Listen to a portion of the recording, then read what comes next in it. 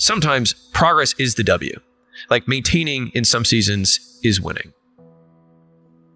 This has been my big focus right now. And I'm not the first person to say this, but just winning the day.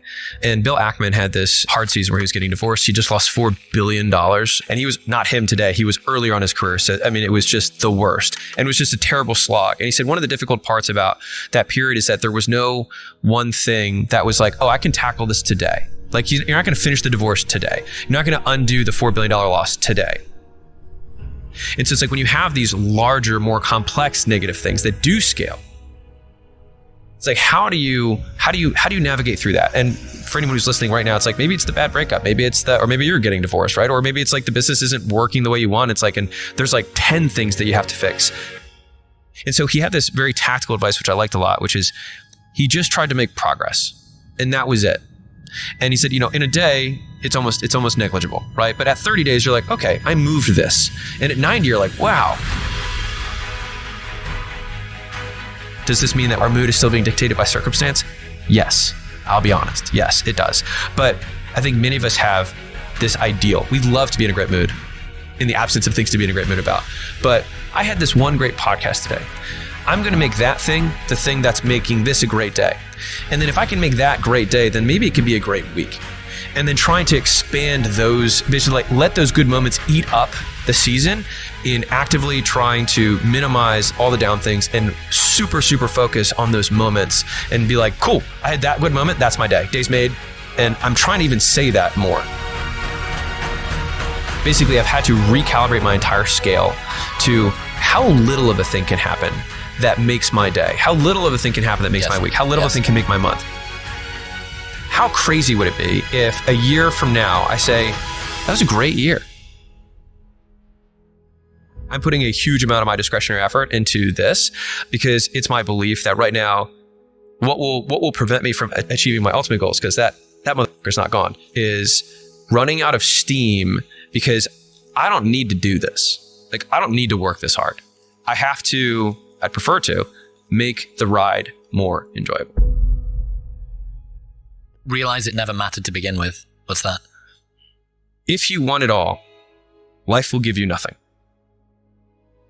We're willing to sacrifice everything that we have for the thing that we want. And then once we get the thing that we want back the things that we sacrificed, which really just goes to the heart of the human condition, which is we want it all. And we're not willing to make trades. And so one of the reasons that I've actually, I would say, largely tossed out the deathbed regrets of most people is that what they do typically is they will have the bias of wanting the other path they could have taken without considering the cost of that path. So they say, hey, I was really successful and I did all these things, but I would give it all up today to have my family. It's like, well, yeah, but you didn't, because you actually chose the path that you were on and you weren't willing to do that. But what you are saying right now is that you want it all. Sure. So does everyone.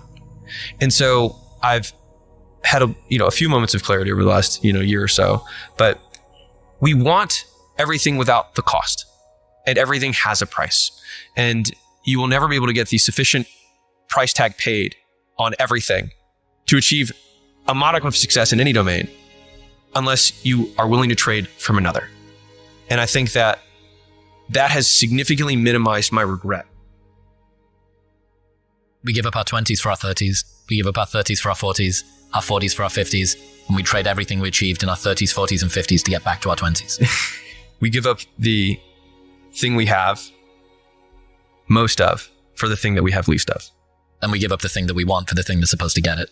I will become happy when I'm sufficiently successful, and I will sacrifice my happiness in pursuit of success so that I can become sufficiently successful so I can finally be happy. We spend our 20s wanting to be richer and older and have a family. Then we start that in our 30s and we gain more wealth and do the family thing. And then we get to our 40s and we've got more responsibilities. We've accumulated all of this stuff. And then we think, God, if only I could go back to my 20s.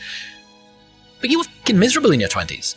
You hated it. You had no idea whether you were going to be successful. You were constantly concerned about money. You were desperately needing validation from all of these people around you. You were permanently in dissatisfaction about this stuff. We already know how the movie ends when we go back and say we want to relive it. And you can't relive it in the same context because uncertainty is the largest part of the story. Perhaps golden years can only happen in our memory. Nobody believes that we're living through a golden era right now. We never think we're in the good old days. But the good old days are always now. I have spent a huge amount of mental resources accepting suffering and not saying that there's something wrong with something bad. Like a huge amount of mental resources gone to this because I've been better and faster at correcting the loop of like, oh, I am not happy with this particular thing, and therefore there's something wrong. Yeah, so fix the story that I tell myself as opposed to fix the thing. And that's been super helpful with the addition of everything that I remember will always be better than it was. And the nice thing is that there's tons of science that backs this up, which is that we learn through reward and punishment.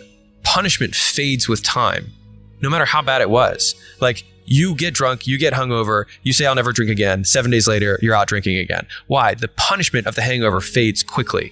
You are with somebody for a while, you're like, this bitch is crazy, or this guy is crazy, and then you break up, and then all of a sudden, what do you remember? The good times. Because reward sticks.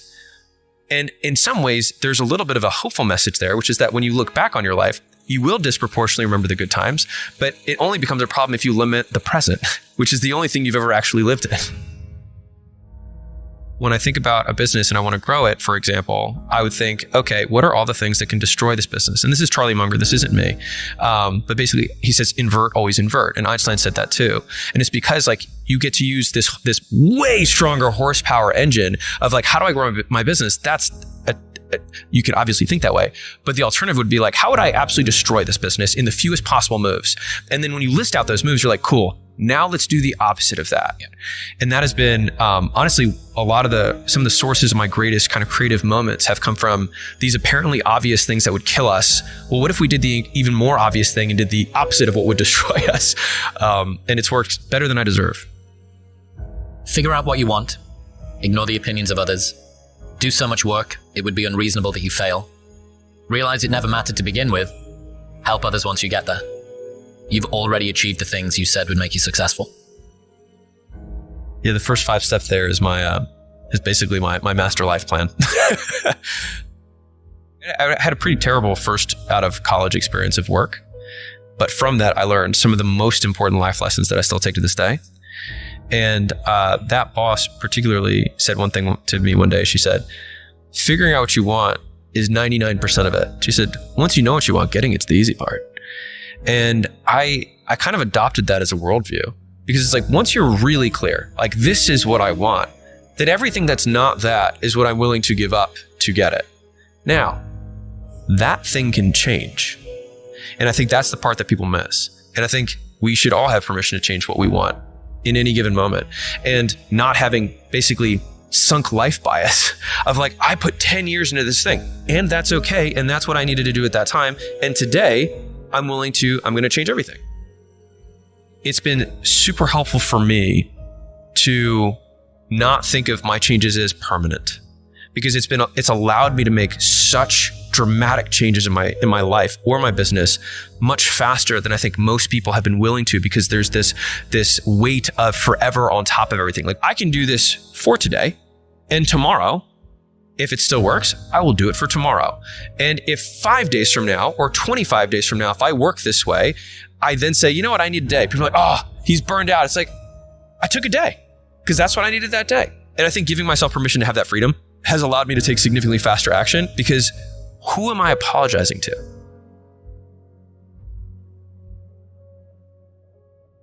One of my themes this year has been focusing on moments and on both the positive and the negative. And so like when we think back on, if I think back on last year, right, I don't remember probably 95% of the year. Like I did the same things. And so it's like, it just didn't get recorded. Like nothing notable happened. And so really like when we think about a year, we really just recall a handful of moments and that's it. And those moments in time are usually very short.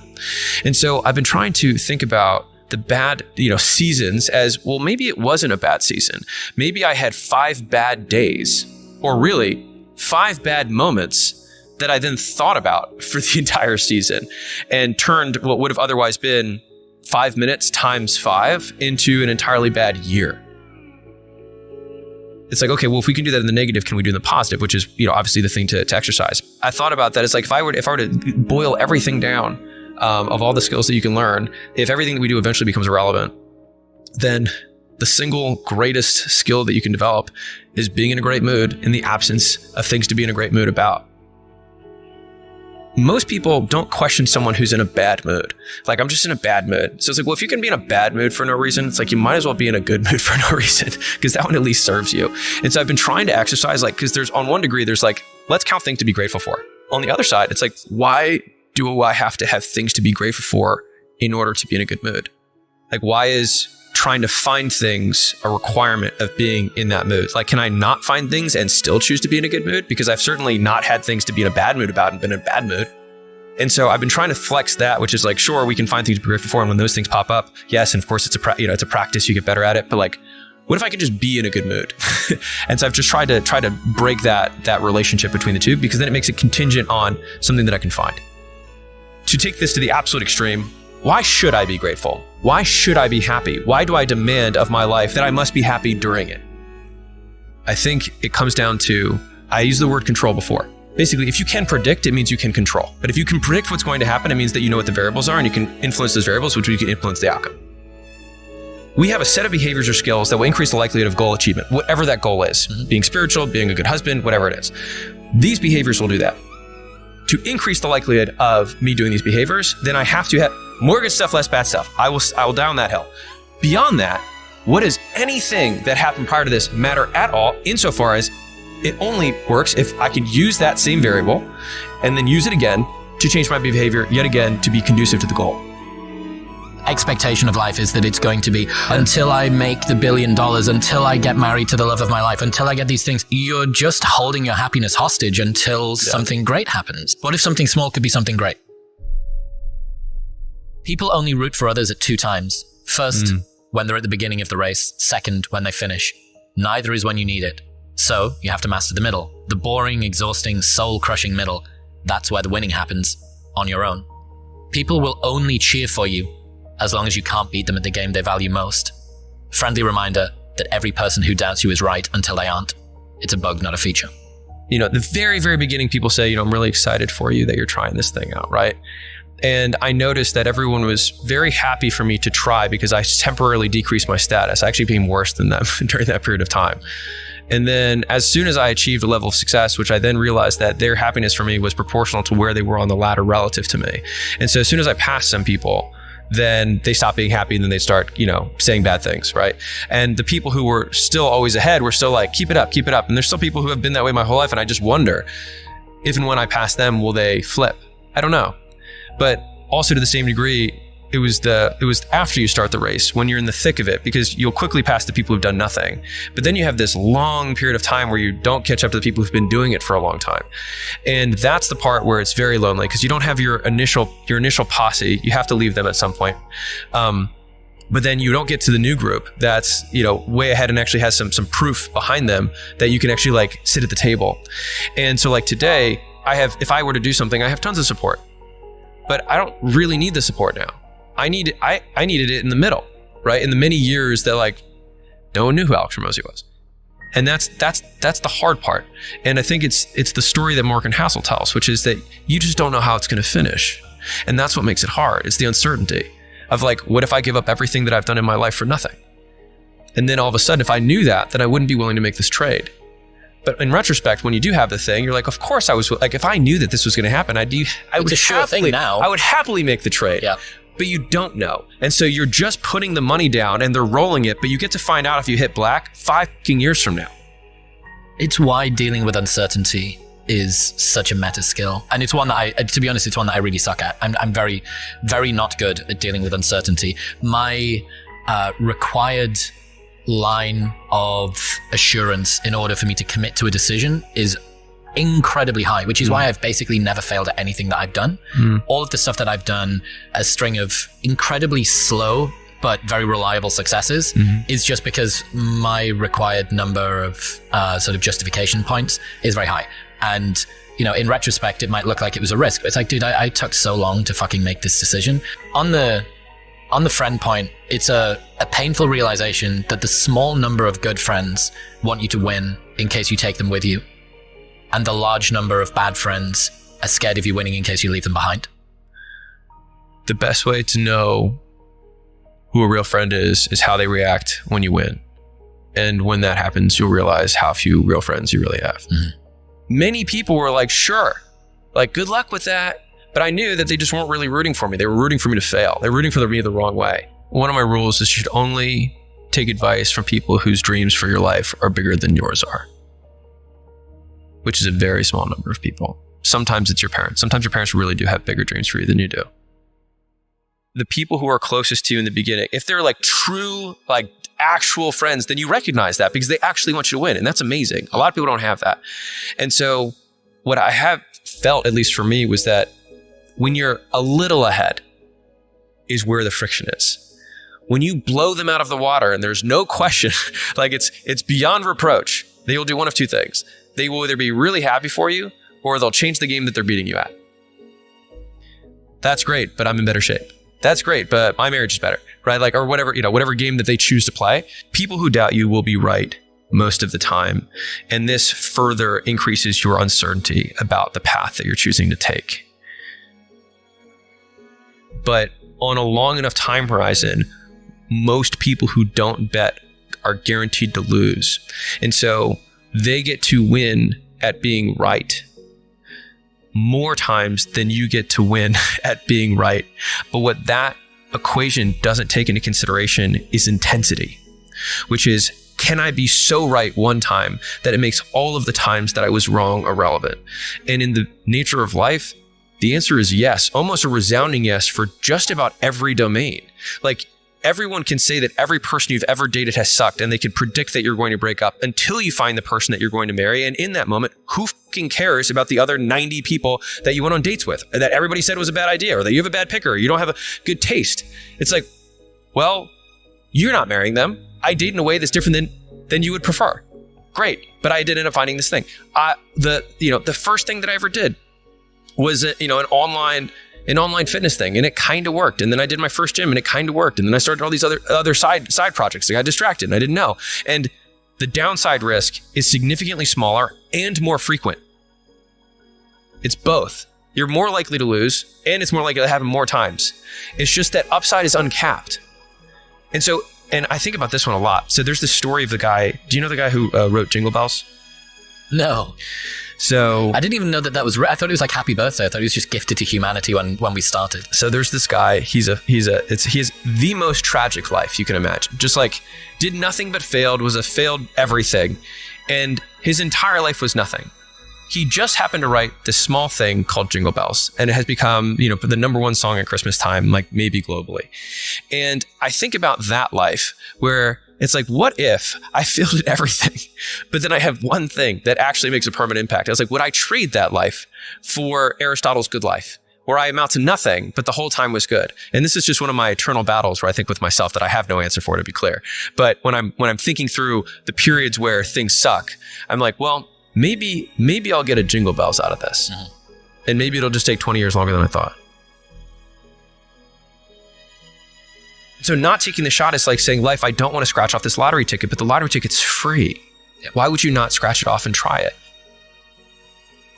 Whatever reasons that we usually give ourselves in the beginning for why we can't achieve something, you can almost always find not only just someone, but someone who's achieved world-class levels of success with worse conditions than you currently have, which then means it's absolutely possible. And then the only thing that it takes to